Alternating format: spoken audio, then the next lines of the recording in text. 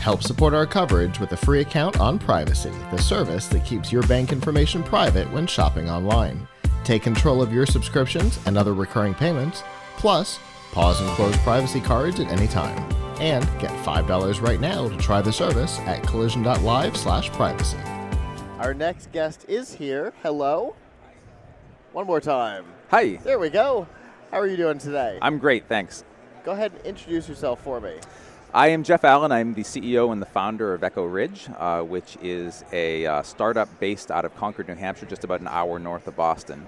Okay. So what does Echo Ridge do?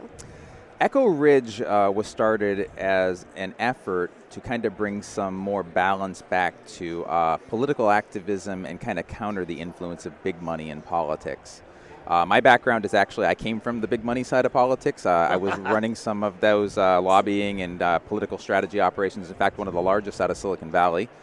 And so you know. Yeah, I guess coming from that dark side, I guess I was able to bring a little bit of expertise to it and kind of realize what the pain points were from the individual point of view and how we can kind of address those. And Echo Ridge came about as a response to, feeling like I was somewhat disenfranchised as an individual from the political process. And so I wanted to find a way to kind of give individuals a voice and the ability to organize around issues, not candidates or campaigns, but rather issues themselves, fund them, and then push them into law, legislation, policy, whatever needed to be done to make that happen. Okay. It's interesting to put the two pieces of information together that as an individual you felt as an outsider from yourself. It was a crisis of conscience, I guess, Sure.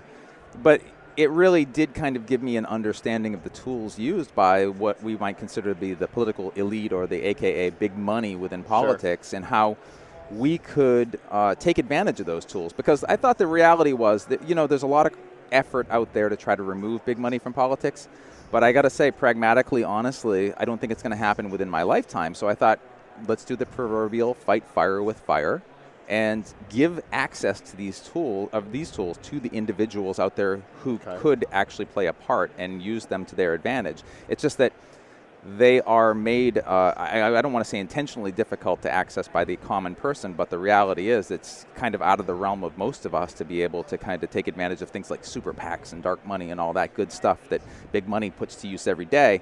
But if we kind of created a platform that leveled that playing field, it would democratize the political process at the issue level and let individuals play a greater influence within the political process instead of just waiting for every November to come around so I could cast a ballot for the candidate who sort of supported my position. Right. Yeah, because obviously everybody's different, and no candidate represents you entirely. It doesn't match you one for one. There's always going to be variation. So if you can go for a passion project, something that's the most important to you. Right. And that's the thing, too, is I think that a lot of people don't understand when it comes down to it, political change really doesn't happen at the ballot box every November, because you're putting people into office, or you're taking people out of office. Day to day at the state houses in the country, in D.C., in the halls of Congress, this is really where change is being made, because these issues, these pieces of legislation that oftentimes pass right under the radar of the American public are being passed, being put into law. Oftentimes, let's look at something like net neutrality, for example. I think if you ask the average person out there, is net neutrality something that we should keep in place? Is it good? Is it something that needs to be there to kind of protect, startups, for example, within this space and give them equal access to bandwidth and so on? Everyone sort of agrees. But then you have the FCC that comes and says, you know what, we're going to remove those protections regardless of what the public thinks. Who isn't a legal body anyway. Right. Who couldn't pass law in the first place. They can only put regulations in. Right. And regulations are as changeable as the political wind. Right. And that's the funny thing, though, is regulations. The funny thing is, within the industry, it's kind of a go-to piece of knowledge that regulations are easy to pass, exceptionally hard to remove. And these type of things pass all the time through committees, through regulatory bodies with no or little input from the public. And this is where real change is being made. And now what we're doing is we're giving people actually access to this type of deal-making and legislative or regulatory process so they can play a role, so that people can come together, group together with people who share like-minded interests and passions as they do, and then be able to kind of get behind it from a fundraising point of view and a Kickstarter type method where they can bring small dollars in to rival the big dollars in politics. And then from there, if you guys are familiar with Upwork, it's sort of like a marketplace, programmers and so on. We have something that looks like an Upwork, but in this case, instead of programmers, it's lobbyists and lawyers and publicists and the people who can actually drive legislative change. Okay. Okay. So my guess is, from what you've said so far, my guess is that I can probably see some of the stuff that's going on through this, maybe things that are in the works? Yeah, absolutely. So we right now on the first module, the social part, we're in a closed beta period, but the fundraising part, we actually have a few causes which are alive. Two notable ones. The first is paid family leave. There's a lot of efforts right now to kind of standardize paid family leave within the U.S. so that, a lot of the U.S. law guarantees that if you have to take family leave for yourself, for your kid, you can do so and not be fired from your job. The problem is you're not going to get paid, and most people choose not to take family leave because of that reason. So they're trying to put some pieces into place right now that will allow people to kind of get an income. So there's a few proposals on the table how to do that, both from Congress as well as several states. And what we're doing is helping the group behind that the multiple groups bind together and kind of put a unified face to their cause so that they can help shape that legislation in Congress. That's one of them. The other one is a little bit more on the controversial side. Anti-vaxxers, they've been in the news recently, lots of measles outbreaks going on. Sure. There is some thinking that anti-vaxxers certainly do have the right to opt out of vaccinations because of their personal liberty and the rights they're afforded under that. Sure. However, that doesn't mean that they can then spread, infectious diseases which are preventable. Yeah. Right. So they can do what they want until it bumps into exactly. my safety. Your rights stop when my rights begin, right? Uh-huh. And the reality is that, anti-vaxxers should have the right to opt out because that's their right. But you know what? They need to be held responsible if they're the cause of a preventable outbreak of a disease. Sure. And so this group wants to put into place a piece of legislation that holds anti-vaxxers accountable from a civil liability point of view. Sort of like if you don't have car insurance and you're driving a car in a state that doesn't require it, that's fine until you cause an accident, at which point you are now liable and on the hook for it all. And that's kind of the gist of this anti-vaxxer cause. So similar to non-compulsory car insurance. Okay. So those are the causes that we've been piloting along right now, and it's starting to gain a lot more traction. We are starting to get interest from various groups who've reached out to us about what type of causes they can do, both from the individual side, loose collectives of individuals, as well as the more organized side, such as grassroots organizations and nonprofits, which also have their own political agendas to pursue. Sure. Now, what if a particular project or cause? There you go. I couldn't come up with that word.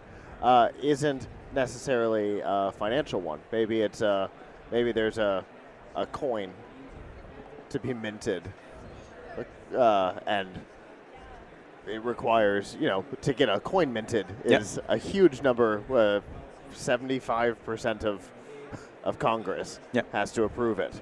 Could you use the platform for something like that too? You certainly could, and there is the capability to use our platform from a more publicity-oriented point of view, in the sense that once you get a group of people onto the system who have voiced a certain opinion about something and shown support, and we can bring metrics like that to elected representatives, we can say, hey, Congressman, this particular group of people within this zip code, which falls under your constituency, 30,000 voters, real voters, they want this to happen. It's a lot easier to push the point than saying, 20,000 anonymous individuals on the internet signed a petition. Yeah, sure.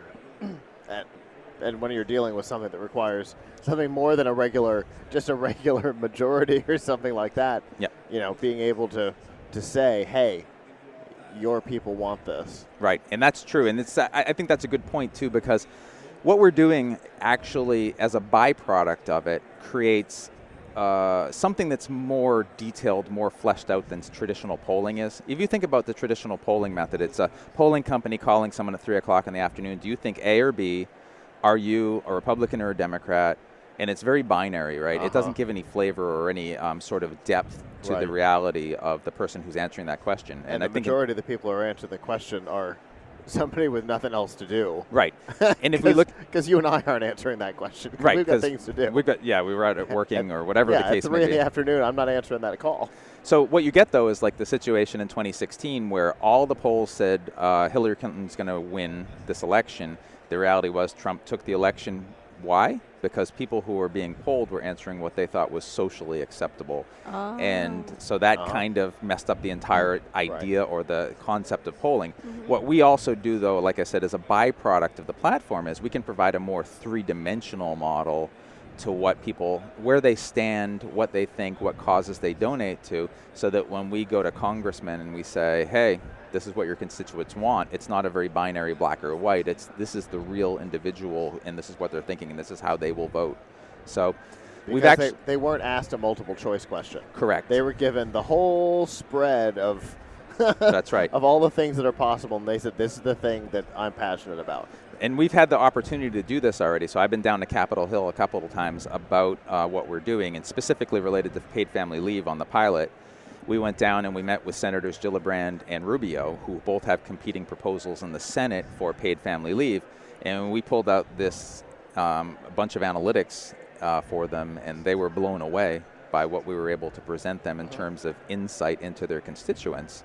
And it was, for them, it was a pivotal moment in the sense that they didn't realize that we could bring such depth to understanding about what their constituents are actually looking for. That's really cool. How long has this you're an alpha, so we're pretty early stage. We are. We started building in August of last year. Okay. We just closed a pre-seed round in October of last year, and we're currently in a seed round raise, which we've half filled. Very cool. Quick moving. Well, we've tried to. It's one of the things where the more we can do before the 2020 election, probably the better, because we have to be able to also, as politics becomes more front of mind, especially as elections approach, it's a good time for us to be there saying, hey, elections aren't the only way that you guys can influence things. You can get right in front of the issues that matter most to you. How did you hear about and decide to come to Collision?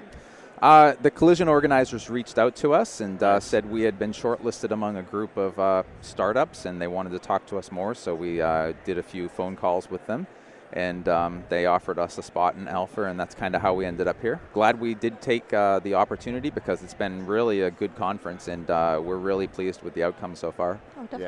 Yeah, it's a unique conference, isn't it? It is, and having been to many conferences related to politics in the past, I was just complaining to one of my associates. I said, it would be like after the first day, I'd be like, now what do we do all day? But here at Collision, it's been great because the topics they've been speaking about have actually been relevant to what it is that we're facing, the pain points we have as a startup, funding and marketing and all that good stuff. All the things that are pain points for all startups. Right. So it's wonderfully applicable to everybody in the room. And that's right, and that's a great point, because we also have the chance to kind of talk to the startups, who are, our peers in the industry, and be able to kind of, at least share insights and resources and tips and so on. And so it's been really, really productive, at least the last couple days. That's good. That tends to be what we hear. Yep. Well, I think we'll be back again for next Collision. And hopefully as a beta. I would say hopefully we'll see the color get upgraded. And I hope so. Yeah. I hope so. That graduation process is a cool part of Collision. Right. So where do we go from here? So from here, once we complete the round that we're raising now, which is technically our seed round, this is for go-to-market. Okay. Ultimately, we've done the product. We feel comfortable where the platform is. Technically, all the processes are in place. Now we close the round and we actually launch and we begin the growth stage of the company. Cool. And do you have any idea, a rough timeline and what you're hoping for on that? We're hoping to close this round by the end of June.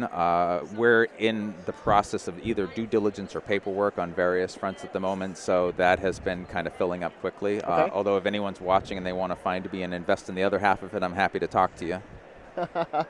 Well, great. If people are interested in finding out more, either from a consumer standpoint or from an investor standpoint, how can they do that? Well, they can visit our website at echoridge.io, and that's kind of the general overview of everything we're doing. As far as the platform goes, that's actually located at NationCrowd.com, NationCrowd being one word, .com. Very cool. Perfect. Well, thank you so much for coming and talking to us today. It's my pleasure. Thank you very much. Thank you. Have a good rest of the conference. All right, thank you.